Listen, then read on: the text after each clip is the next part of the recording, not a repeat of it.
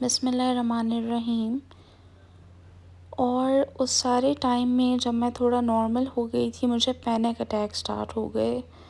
مجھے اس ٹائم میں جس ٹائم اٹیک ہوتا تھا سانس عجیب سا ہوتا تھا اور ایسی فیلنگ جو میں ایکسپلین نہیں کر سکتی۔ مطلب مجھے ایک اسپیسیفک اسمیل آتی ہے اسی ٹائم پر جس ٹائم پینک ہو رہا ہو اور ڈر لگتا ہے، اور اس پینک کی وجہ سے ہی میں 10-15 بار ایمرجنسی میں بھی گئی، اور وہ اتنے سویئر پینک اٹیک تھے کہ مجھے ویلیم یا کنز انجیکشن لگا دیا جاتا تھا اور میرا برین سن ہو جاتا تھا، بالکل ویسے ہی جیسے انسان نہ مرا ہوا ہے نہ جاگا ہوا۔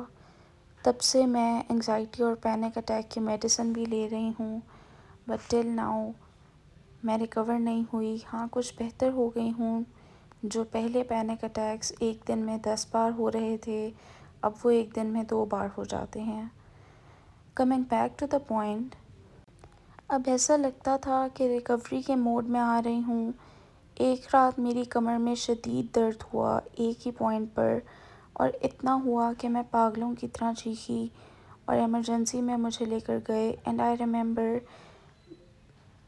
وہاں مجھے 2-3 پین کلرز لگا دیے، بٹ میرا اسی پوائنٹ پر وہ درد نہیں ختم ہوا اور میں پوری ایمرجنسی میں چیخ رہی تھی، رو رہی تھی درد سے۔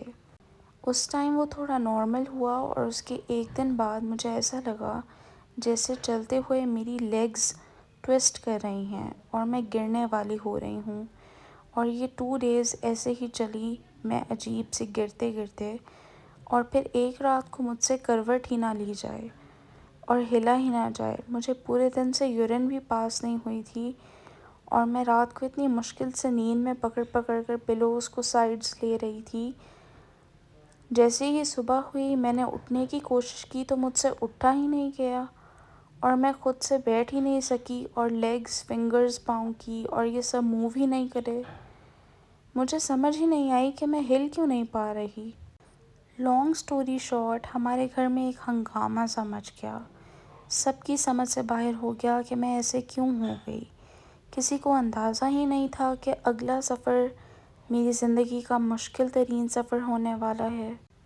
جس بیماری سے میں لڑ رہی تھی، تنگ آ چکی تھی، کبھی شوگر کے کلمے تو کبھی ہوپ لیس فیلز، اس بیماری نے مجھے ایک جھٹکا اور دیا تھا، اس نے مجھے ایک صدمہ اور دیا تھا۔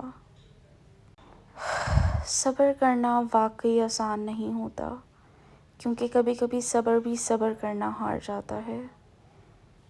میں نینا جو روز درد سہ رہی تھی، آج اس ہمت نے جواب دے ہی دیا تھا۔ میں پیرالائز ہو چکی تھی، اور اس بات کا اندازہ ہم میں سے کسی کو بھی نہیں ہوا until we went to hospital۔ یہ سفر کیسا تھا؟ Stay tuned. Don't forget to subscribe and like my videos. اللہ حافظ۔